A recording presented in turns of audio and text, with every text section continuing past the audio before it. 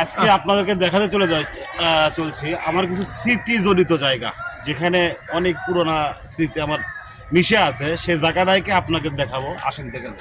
এটা কিন্তু আর কোথাও না, এটা হচ্ছে আমাদের বগুড়া শহরে প্রাণকেন্দ্র সাতমাথার পাশেই অবস্থিত, যেটাকে পৌর পার্ক বলা হয়। আসলে মাটির থেকে অনেক দূরে জায়গাটা, এখানে অনেক স্মৃতি আমার আছে। স্মৃতির বিষয়টা কি এটা আপনাদের মাঝে শেয়ার করব। তো একটু অপেক্ষা করুন, কথাগুলো শুনুন। আসলে জায়গাটা যদি ভালো লাগে থাকে সেটাও কমেন্ট বক্সে জানাবেন, জায়গা ভালো না লাগলে সেটাও জানাবে। আর কেউ যদি জানতে চান যে লোকেশনটা কোথায়, এই লোকেশনের মাধ্যমে আপনাদেরকে জানাই দিব যে আমরা কোন জায়গায় আছি। আসেন আসেন আসেন দেখান। আমরা কিন্তু অলরেডি 3 তলা উঠছি, উঠে আবার 2 তলার উপরে যাচ্ছি। এই দেখেন, এটা হচ্ছে যে পুরোনো একটা জায়গা, যে জায়গাতে আসলে আমি অনেক আসছি, ঘোরাফেরা করছি ছাত্র জীবনে। বলতে গেলে ছাত্র জীবনে এই জায়গাটা আমার পড়াশোনা শেষ করে দিছে।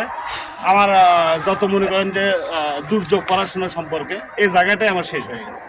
তো আস্তে আস্তে যখন এখানে আসলাম, জায়গাটা কিন্তু অনেক সুন্দর, পাথর দিয়ে আসলে এই রাস্তাগুলো করা, সুন্দর উপরে একটা রাস্তা। তো দাদা একটু দেখান, আসেন। পিছনে কত সুন্দর পুকুর আছে, এছাড়া পার্কের ভিতরে। তো আমি ওই ছোটোবেলায় কিছু আসলে দুষ্ট চক্রের সঙ্গে ছিলাম।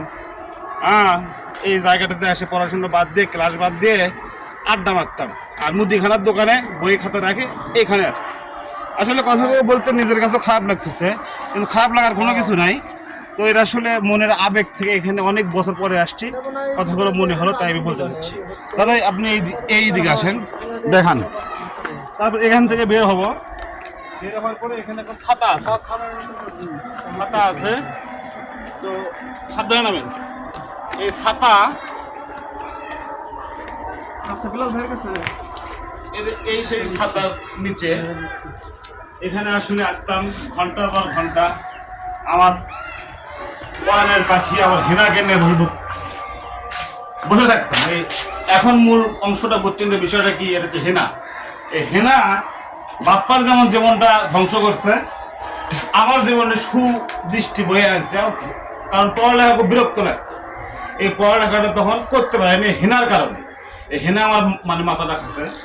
তো যাই হোক, এখানে আসলাম একটা কাজে, হঠাৎ করে হেনার কথা আমার স্মরণ হয়ে গেল। তো মনে করলাম একটা ভিডিও বানাই, তো ভিডিওটা শুরু করলাম।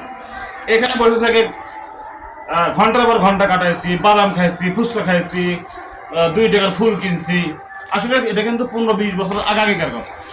তো যাই হোক, সে হেনা বাপ্পার হেনা চলে গেছে, কিন্তু আমার হেনা আমার কাছেই আছে। তো এই হেনার জন্য সবাই দোয়া করবে, হেনার জন্য শুভকামনা থাকবে।